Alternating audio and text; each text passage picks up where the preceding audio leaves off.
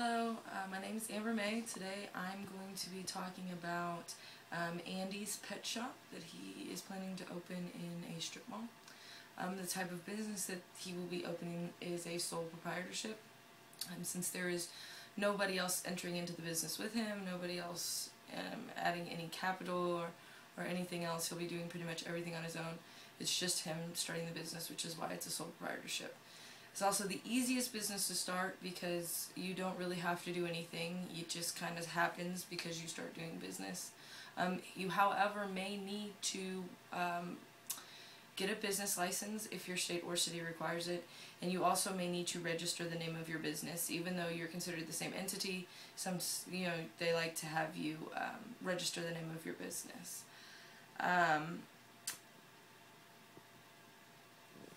A few steps that he should take is he should definitely make sure that his lease is correct with his owner. He may also want to consider the option of speaking to him beforehand about renewal, whether the rent will stay the same, whether there's going to be a hike. Put something in there because sometimes landlords can increase your rent once your renewal comes due, because most people aren't going to want to move. So if it's within the realm of reason, they'll pay it.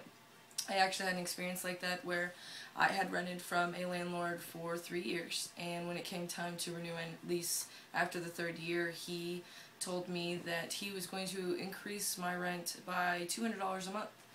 He also only gave me, I think, like 2 weeks notice, so it wasn't a full 30 days that you're supposed to give notice, and I actually decided to move out because I did not feel that it was worth the increase.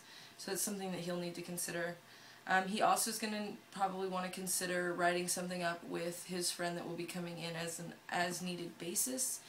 He may want to kind of put in writing what exactly that means, what her pay will be, what her duties may be, so that everything's in writing beforehand so there's no room for misunderstanding or miscommunication later.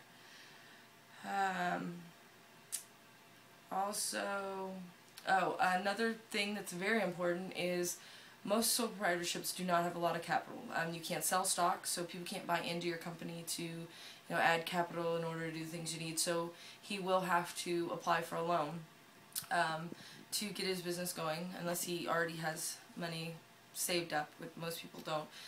In entering into the loan, the most important thing to remember is that in a sole proprietorship, you are responsible for all the debt of your business.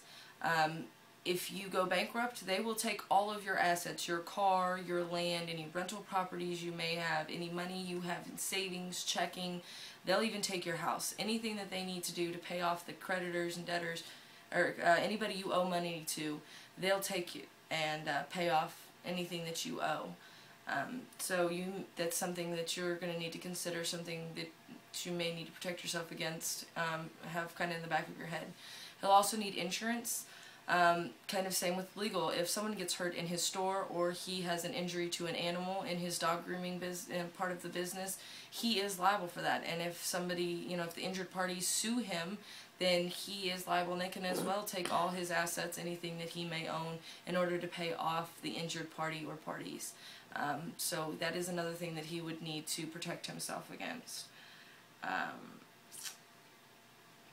Insurance.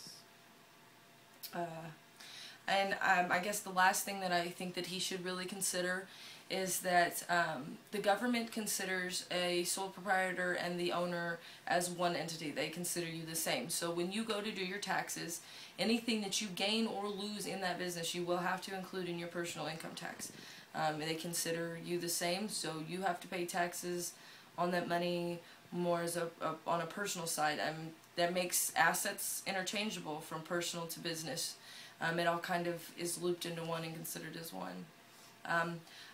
In all, I don't think that the idea is a bad idea. I do think that if he finds himself not quite so successful, that he may take steps to changing into a different kind of business so that he can protect himself from any liability of any debt that he may incur if his business is not successful, or choose to close down shop before he goes into bankruptcy, just to protect himself and any assets that he may have in his possession.